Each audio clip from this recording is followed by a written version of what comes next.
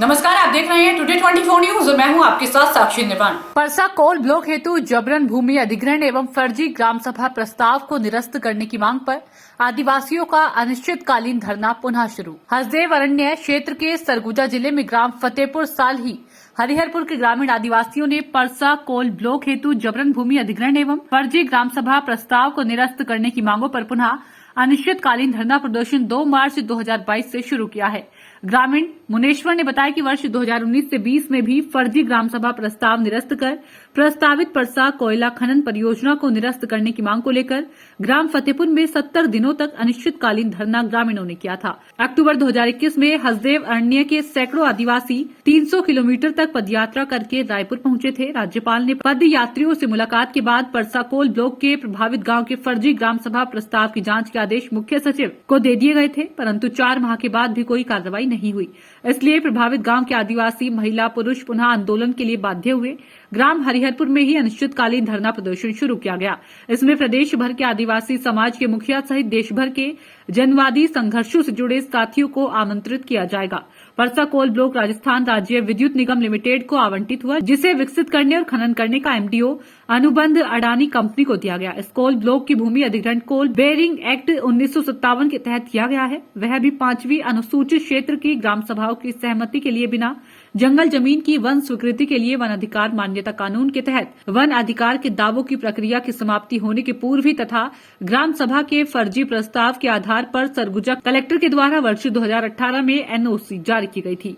Company और प्रशासन की मिलीभगत से तैयार ग्राम सभा के फर्जी प्रस्ताव की जांच और कार्रवाई तथा भूमि अधिग्रहण की प्रक्रिया निरस्त करने समस्त ग्रामीण आदिवासी आंदोलनरत है। परसा कोल ब्लॉक के बगल में ही स्थित परसा ईस्ट केते बासेन पीकेईबी कोल खनन परियोजना संचालित है, जिससे राजस्थान को 15 मिलियन टन कोयला प्रतिवर्ष जा रहा है। बावजूद इसके मुख्यमंत्री अशोक गहलोत कोयला संकट का माहौल बनाकर इस नए कोल ब्लॉक में खनन करना चाहते हैं। कोयला संकट का माहौल बनाकर राजस्थान की सरकार हसदेव अरण्य क्षेत्र हमारे मूल सवालों को कुचलना चाहते हैं, जो आज सिर्फ छत्तीसगढ़ ही नहीं बल्कि अंतर्राष्ट्रीय स्तर पर उठाए जा रहे हैं। हसदेव अरण्य के आदिवासियों की आजीविका, संस्कृति, रीति रिवाज और अस्तित्व, समृद्ध वन संपदा और उसकी जैव विविधता, वन्य प्राणियों के रहवास, जीवनदायिनी हसदेव नदी और संपूर्ण पर्यावरण का विनाश के सवालों को अडानी के मुनाफे के सामने दफन करने की कोशिशों के तहत यह माहौल बनाया जा रहा है।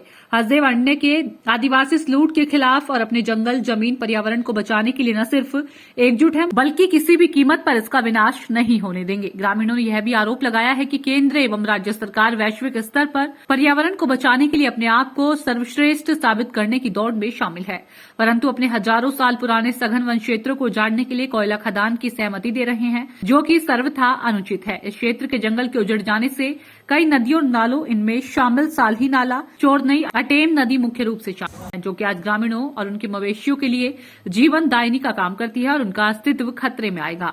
गर्मी बेतहाशा बढ़ेगी, जंगल आधारित आजीविका समाप्त होंगे और सबसे बड़ी बात, मानव हाथी द्वंद भी जारी है। जंगल इसी तरह बेतहाशा करते रहे तो अन्य जानवरों के साथ भी मनुष्यों को संघर्ष करना पड़ेगा और जान गंवाकर इसकी कीमत चुकानी पड़ेगी। इस ओर भी शासन प्रशासन को ध्यान दिए जाने की आवश्यकता है। केवल हाथी प्रभावित क्षेत्र या वन्य जीव रहवास क्षेत्र बोर्ड पर लिख देने से कुछ नहीं होता। आंदोलन में शामिल हसदेव अरण्य बचाओ संघर्ष समिति के उमेश्वर सिंह अरमो, ठाकुर राम और केरा, सुनीता पोर्ते, रामलाल करियाम, मुनेश्वर सिंह पोर्ते ने चर्चा के दौरान कहा कि हमारी मांगों को नहीं सुना जाता है तो फर्जी प्रस्ताव को रद्द कर कोल खदान अगर बंद नहीं किया जाता है तो हम समाज के लोगों को साथ लेकर नेशनल हाईवे में चक्का जाम करने को विवश होंगे, जिसकी समस्त जवाबदारी शासन प्रशासन की होगी। ग्रामीणों के धरना प्रदर्शन स्थल पर अपर कलेक्टर राजस्व व पुलिस अमले के साथ पहुंचे थे। ग्रामीण अपनी मांगों के पूरा होने तक आंदोलन जारी रखने की बात उनसे कही। आज हम ग्राम हरिहरपुर में पुनः धरना स्थल पे बैठे हैं और हमको 2 दिवस से हो गया धरना स्थल में बैठने।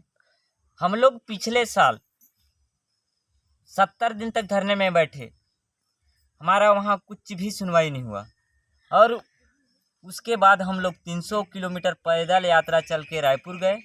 रायपुर जाने से हमको यही कहा गया कि हम कुछ ही दिन में आपका जो फर्जी ग्राम सभा हुआ है परसा कोल ब्लॉक के लिए उसको जांच करवाएंगे। आज तक 3 महीना हो गया, आज तक कोई भी प्रकार की सुनवाई नहीं हुआ, न कोई भी प्रकार की जांच हुआ। इसी कारण हमको पुनः फिर से ग्राम हरिहरपुर में धरना स्थल अनिश्चितकालीन धरने पे बैठना पड़ा है। और अगर हमारी बात सरकार नहीं सुनती है, इसके पश्चात नहीं सुनती है, तो हम अपने समाज के लोगों को एकत्र करेंगे और हाईवे नेशनल पे आंदोलन करने का बाध्य होंगे।